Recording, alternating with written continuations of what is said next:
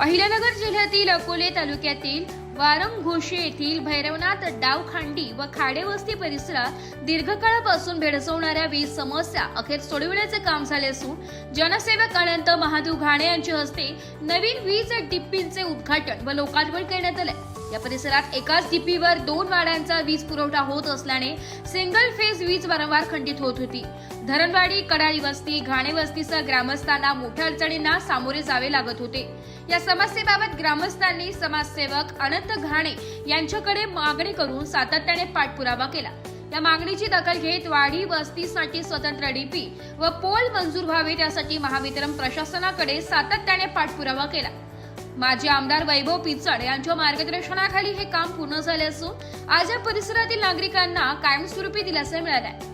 यावेळी सदस्य दीपक भागडे, रविराज पोपेरे, बाजीराव सगभोर, सरपंच गोविंद घाणे, तुकाराम घाणे, देविदास भागडे आदींनी मनोगत व्यक्त करत जनसेवक अनंत घाणे यांच्या कार्याचा गौरव करताना वक्त्यांनी सांगितले, आजपर्यंत तालुक्यातील जनतेसाठी निस्वार्थ भावनेने काम केले। रस्ता रोको आंदोलने, भात व इतर पीक विम्याचे प्रश्न, खरीप रब्बी पीक नुकसान भरपाई, अवकाळी पावसाचे प्रश्न, वाडी वस्ती वीज समस्या, एसटी महामंडळाच्या गाड्यांचे प्रश्न, भात हिरडा हमीभाव खरेदी, निकृष्ट रस्त्यांविरोधातील आंदोलन, कृषी विभागाच्या योजना बियाणे व खत टंचाई, रेशन कार्ड व अपूर्ण धान्य पुरवठा, घरकुल हप्ते, गाय गोठाच्या समस्या, जनतेची रखडलेली काम, आरोग्य, शिक्षण, पाणी पुरवठा, विहीर व पशुसंवर्धनाचे प्रश्न यासाठी त्यांनी सातत्याने पाठपुरावा केलाय। तसेच अवैध धंदे विरोधात व आदिवासी घुसखोरी विरोधात आंदोलन करत अन्यायाविरुद्ध लढा देत विकासाचा मार्ग त्यांनी अखंडपणे सुरू ठेवलाय। जनतेशी नाळ जोडून केलेल्या या कामाची पावती आज त्यांना मिळत असल्याने वक्त्यांनी सांगितले।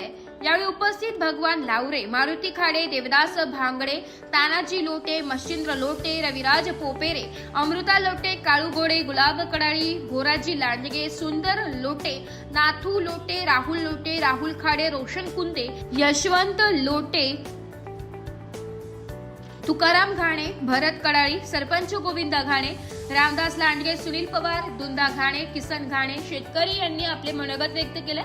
जनसेवक अनंत घाणे यांनी सांगितले की जनतेचे प्रश्न सोडवताना प्रशासनातील सर्व विभागांनी चांगले सहकार्य केले आहे। यापुढेही सहकार्य मिळेल अशी अपेक्षा आहे। यावेळी त्यांनी महावितरण, तहसीलदार, पंचायत समिती, कृषी प्रकल्प, टीडीसी, सार्वजनिक बांधकाम विभाग, पोलीस प्रशासन व सर्व संबंधित अधिकारी कर्मचाऱ्यांचे आभार मानले।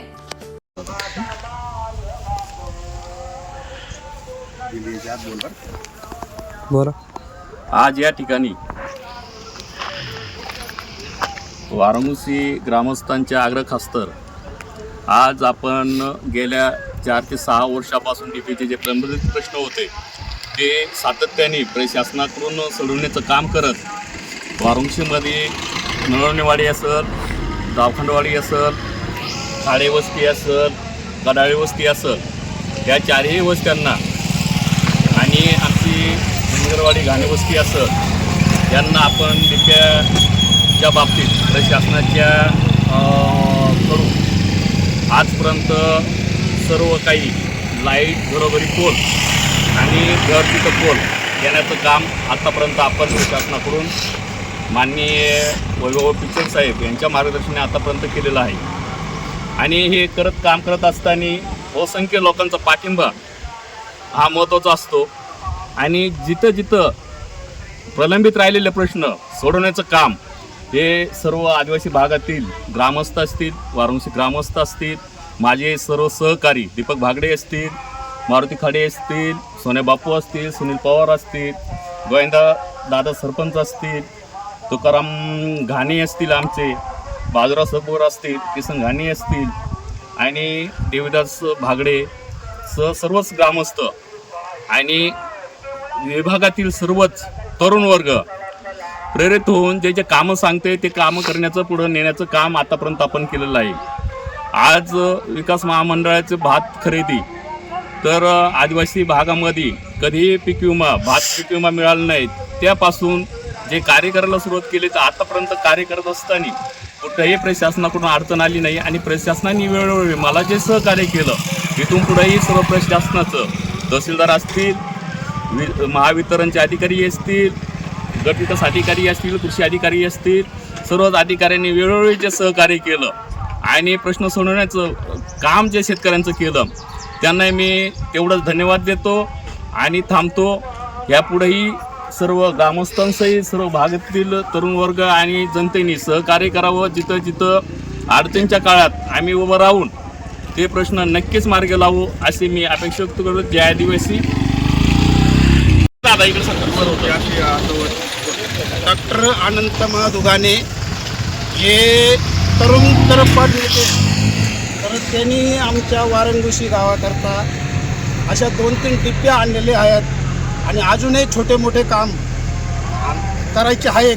तर सगळे गावकरी अपेक्षित आहेत, तर त्यांनी मोठेपणा मिळावा, अजून काही गोष्टी मिळावा अशी आमची गावकऱ्यांच्या वतीनं नम्र विनंती आहे. तसंच डॉक्टर अनंत गाणेंनी पुढील आयुष्य चांगले सुखाचे समृद्धीचे जावं अशी ही परमेश्वर चरणी प्रार्थना करतो. इथंच थांबतो. रामकृष्ण. ब्युरो रिपोर्ट, नाशिक लोकशाही न्यूज, नाशिक.